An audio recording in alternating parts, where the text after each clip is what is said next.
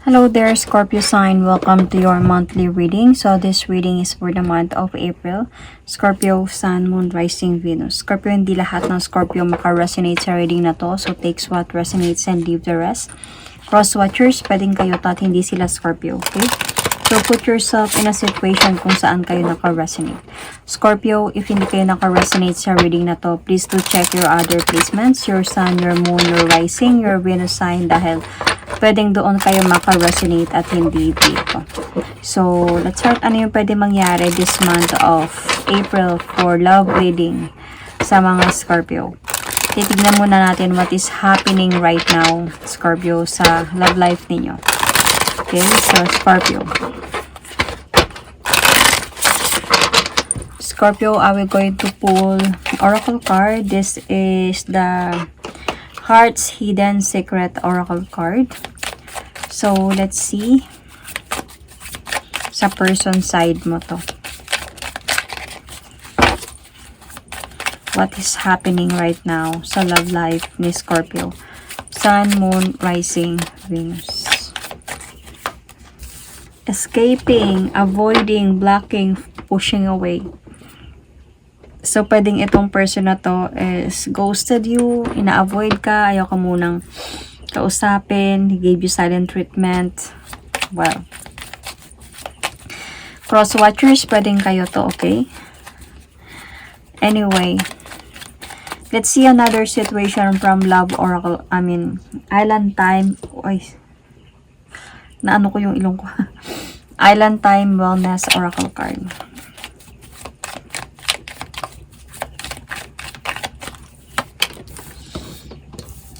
Photograph. So, namimiss mo siya. I think namimiss mo siya, Scorpio. And looking at this person's photo might be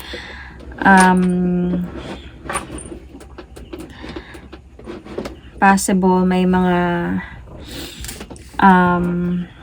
missing you situation dito sa inyo. So, tignan natin ano yung possible na gustong i-confess ng person mo sa'yo, Scorpio. Possible na gusto niyang i-confess sa'yo.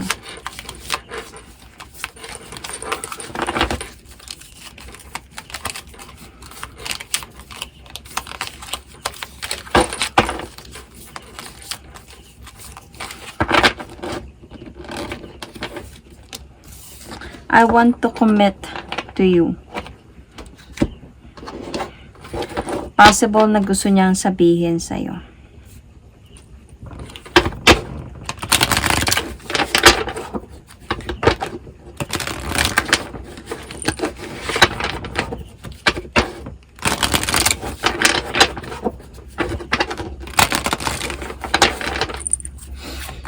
So, possible na gusto niyang sabihin sa'yo. Let's see.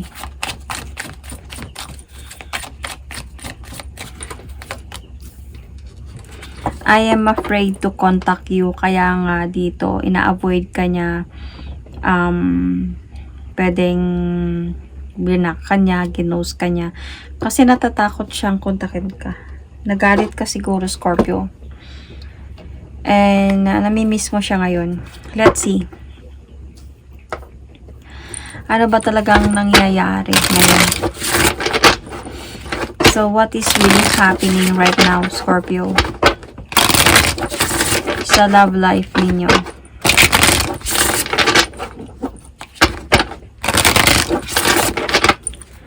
Scorpio, Sun, Moon, Rising, Venus.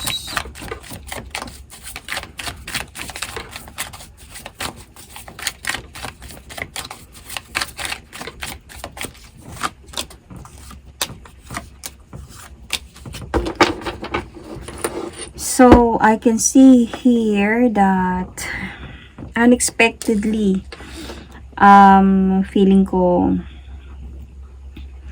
itong person na to, may nagkaroon dito ng clarity unexpectedly sa relationship ninyo. Feeling ko someone else na na-involve dito sa connection ninyo and it just makes you feel disappointed talaga. So, nasa point ngayon na medyo, because of this, medyo napa-challenge yung relationship ninyo. But your person naman, I think, your person is trying to gain strength to fix the problem. Pero nag-aaway talaga kayo dito. Nagalit ka talaga sa kanya. Or may mga bagay na nasaktan, I mean, masakit na salita na napitawan ka sa person na to. So, because of this, parang eto nga, hindi kayo nag-uusap ngayon, pero namimiss mo siya. And siya naman, andun siya sa point na siguro dahil sa galit mo, sa nalaman mo, na guilty siya sa ginawa niya sa'yo. So, kaya umiiwas muna siya ngayon. Parang hindi muna siya makipag-usap sa'yo. Kasi, parang feeling niya galit ka kung baka makipag-usap siya sa'yo ulit ano-ano na lang din yung sasabihin mo sa kanya. So, pero may plano naman pa siya. May plano pa naman siya na kausapin ka. It's just that hindi pa siguro talaga to ngayon. And I can see here na alam niya din naman that you are waiting. Might be for the response. Pero sa totoo lang, mahal ka naman niya. Gaya ng nga sabi niya dito, I want to commit to you. Natatakot lang talaga siya na kontakin ka ngayon dahil sa siguro sa mga nalaman mo. Might be mayroong siguro natukso siya, siguro nagkaroon ng medyo nag-flirt siguro tong person na to or something. Unexpectedly mo nalaman to. Let's see, let's find out.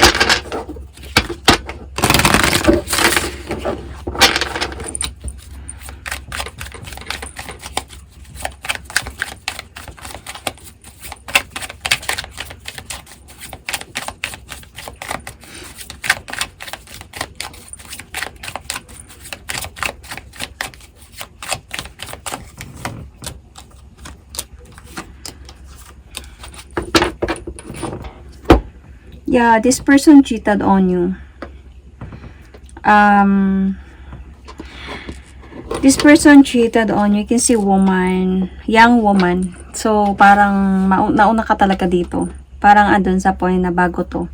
And dito, past person. So, natukso siya ata dito na, and then, unexpectedly to talaga.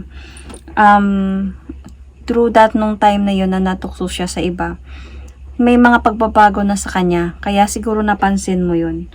And then, and because of this, dito na nga kayo naghiwalay or hindi na nag-uusap. And bumigat talaga to sa kanya. Kasi may mga promises nata kayo sa isa't isa for the future. Gusto niya pa din naman na bumalik talaga sa'yo. Gusto niya pa na bumalik. So, parang pinagsisihan niya ata itong mga nangyayari. Kasi may plano pa talaga siyang bumalik sa'yo. Natatakot lang siyang kontakin ka ngayon. Siguro dahil sa mga fresh pa yung mga nangyayari. So, ano ba yung nararamdaman niya para sa'yo, Scorpio?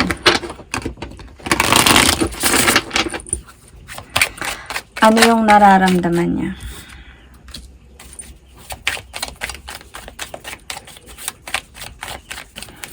So, nagkakaroon sa kanya talaga ngayon ng clarity, realization, na nung nawala ka, ikaw talaga yung mahal niya. Kaya nga, babalik pa talaga to siya sa'yo. And para mag-offer na talaga sa'yo ng commitment. Na parang this time around, kung sakali man na magkaayos kayo, makipag-ano na talaga siya, seryosong usapan na to, this person really want a serious commitment na talaga with you. So, sa point lang kasi naggalit ka sa kanya might be ayaw mo siyang kausapin or tinutulak mo siya palayo. You know, Scorpio. Pag Scorpio kasi nagalit, iba talaga. So, pag si Scorpio nagalit, galit talaga siya. You know, Scorpio is the darkest zodiac among all zodiacs. Kaya iba magalit si Scorpio. So, anyway, dahil nga nagkaroon talaga dito ng clarity sa part mo, Scorpio. But namimiss mo talaga siya, nandito.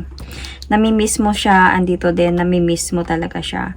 And, nasasaktan ka din sa mga nangyayari. Hindi naman to sabihin na hindi mo siya kinakausap or tinatulak mo siya palayo. Is ayaw mo na sa kanya. No. Nasasaktan ka din. Siguro dahil sa nagalit ka lang talaga. Pero yung feelings kasi ng person mo to, mahal ka talaga niya at babalik talaga siya sa'yo. Nagkakaroon sa kanya ngayon ng realization sa mga nangyayari. Tignan natin ano yung nararamdaman mo ngayon, Scorpio. So, I can see Aquarius here. Cancer, Scorpio, Pisces, Capricorn, Virgo, Taurus. I can see Virgo, Leo, Sun, Moon, Rising, Venus.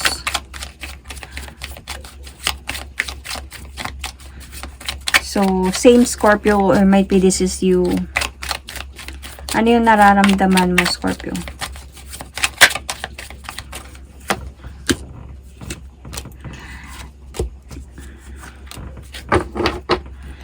Hindi ka talaga naging masaya nung nagkaroon talaga dito ng clarity.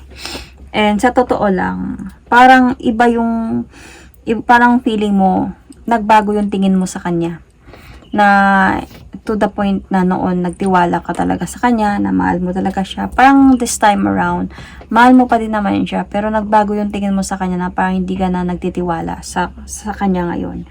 And nasasaktan ka doon hindi ka nagiging masaya, nagganon na yung tingin mo sa kanya. So nag-iisip ka na talaga dito na babalik pa ba ako sa kanya, kakausapin ko pa ba ulit, ayusin ko ba to, or i-end ko na lang itong cycle na to, para mag-move on na lang ako to have changes in my life na lang talaga. So hindi ka actually, nasa point ka ngayon na hindi ka sure sa decision mo dito. Nadjajaggled ka even sa nararamdaman mo. Kaya nga pag itong person na to, siguro lumalapit siya sa'yo, tinatry niya, iba yung nagiging outcome, nag-aaway kayong dalawa, ano-ano yung nasasabi mo sa kanya. May judgment kasi dito, so parang masasakit yung mga nasasabi mo sa kanya. Kaya nga I am afraid to contact you. Kasi masasakit yung, kumbaga, katotohanan lang yung sinasabi niya, nasasaktan din siya sa mga sinasabi mo. Kasi sa'yo kasi, iba na yung tingin mo sa kanya.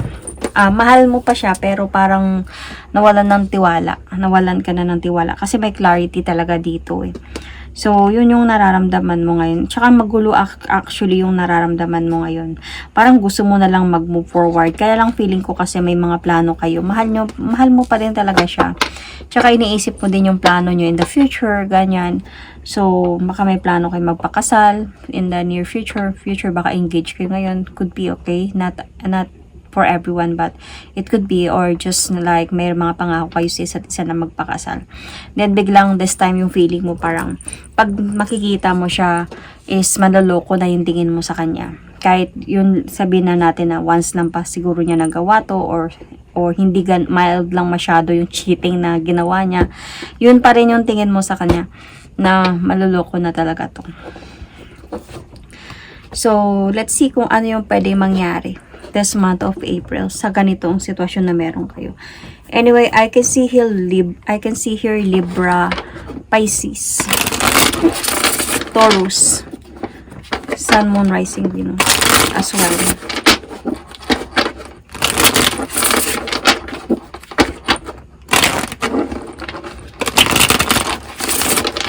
So, ano yung pwedeng possible na mangyayari this month of April for you, Scorpio?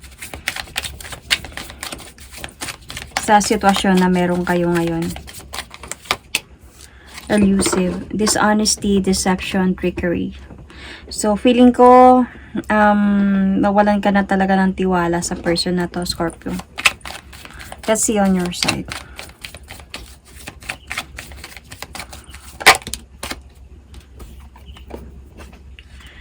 Runner. See?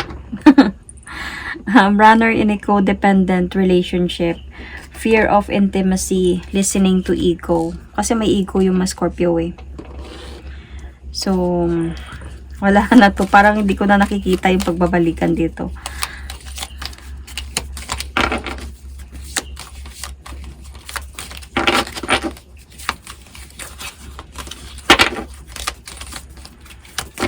Parang feeling ko sa person mo, nakakaramdam na siya ng wala na itong relasyon na to.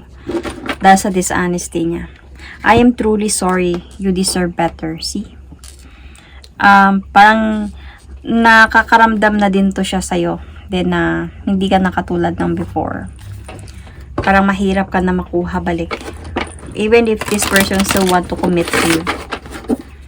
Parang darating yung araw, might be this month of April, in the near future.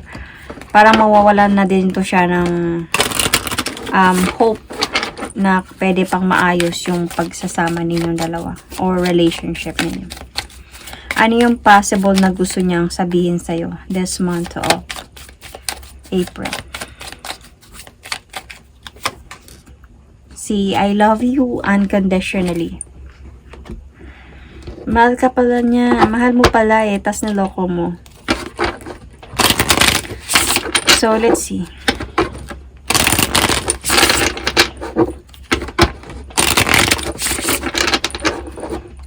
Feeling ko magparaya itong person na to. Kumbaga, feeling ko dito no, magsasabi to siya na mahal kita. Sobrang mahal kita. Kaya gusto ko maayos na tayong dalawa. And if maayos man tayo, kahit pakasalan kita, papakasalan kita. Pero nakikita niya siguro na bibigyan kita ng time, ganyan, bibigyan kita ng space para makapag-isip sa decision mo. Kasi feeling ko hindi niya na nakikita talaga dito yung ikaw na dati. Magbago ka talaga dito, Scorpio. Kaya nga, I am truly sorry. Sabi niya, you deserve better. Ano yung pwede mangyari this month of April sa tarot cards?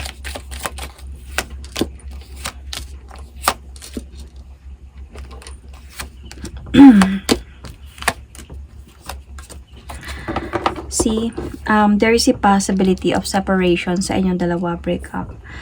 And somebody will going to walk away emotionally. Feeling ko ikaw to, Scorpio. Kasi parang hindi ka na makakaramdam na peaceful sa person or sa relasyon na to. Hindi mo na mararamdaman to. Though sa totoo lang dyan din yung pagmamahalan ninyong dalawa. Mahal ka niya, sabi nga niya. And mahal mo din naman siya. Nandito yung Two of Cups. There's a possibility na magkakaayos kayo nito, but then it's very different na. It's not same as before na to. So parang feeling mo hindi na balance yung sitwasyon.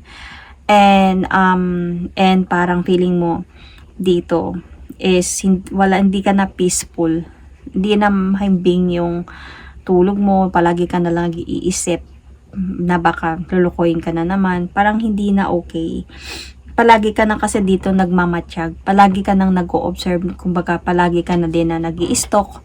Palagi ka nang nagtatanong. Could be, not everyday naman. Pero, hindi na talaga katulad before. Na parang merong freedom yung relasyon ninyo. Na may tiwala, may trust and freedom talaga. So, ngayon parang hindi na. Hanggang sa medyo magiging on and off na kayong dalawa. So, kung magiging cold na to, itong relasyon ninyo.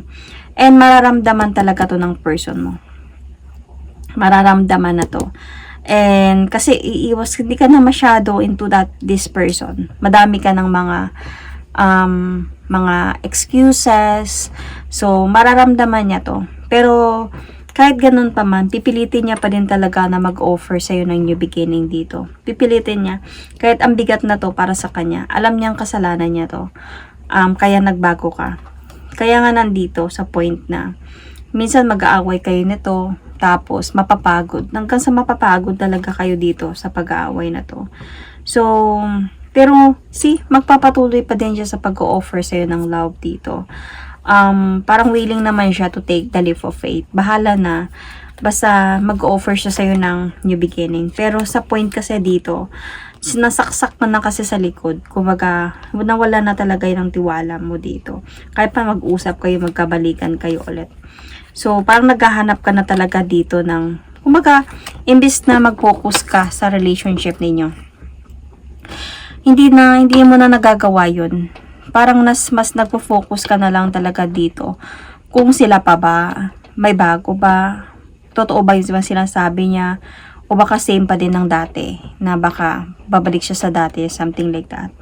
So, parang bibigat yung connection ninyo, bibigat yung relasyon ninyo dito. Hanggang sa nakikita ko dito, yung may umalis na nga, ikaw, aalis ka dito kasi ikaw yung runner eh. So, mas aalis ka dito and there's a possibility of separation because of this. So, pero this person might be, feeling ko sa person mo, ang gagawin niya kasi dito, nandito lang ako. Kumbaga, kung magbabago yung isip mo, kung sakali na babalik yung tiwala mo sa akin, kung sakaling mahal mo pa ako, marirealize mo during the time na nahiwalay na tayo, nandito lang ako naghihintay sa'yo. Parang ganun yung tema ng I love you unconditionally dito sa person na to. So, kung sa point na makikita mo na pwede mo na akong tanggapin ulit, pakikita ko din naman sa'yo na hindi ko na ulitin yung mga nagawa ko. Na nandito lang ako naghihintay sa'yo na tanggapin mo ulit. So, parang siguro feeling ko ganun yung magiging atake ng person mo dito sa'yo. Kaya kanya na siguro hayaan ka din niya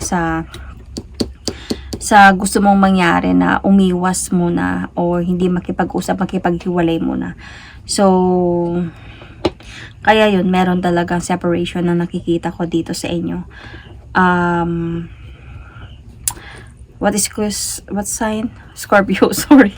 Scorpio. Pero, I can see kasi dito, itong person na to, mag-o-offer siya sa'yo ng new beginning.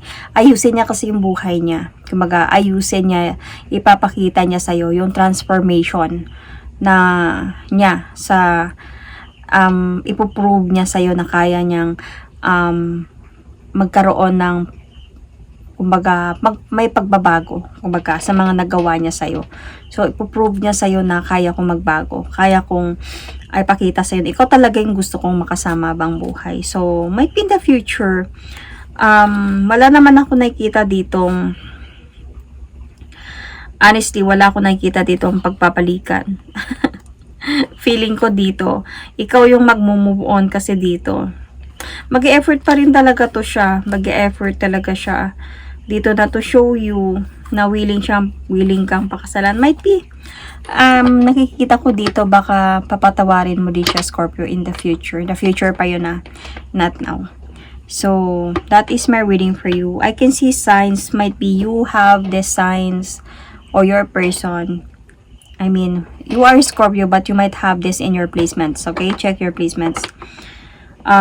Libra, I can see Pisces, and the rest of the sign I told you earlier. That is my reading for you. Thank you and God bless.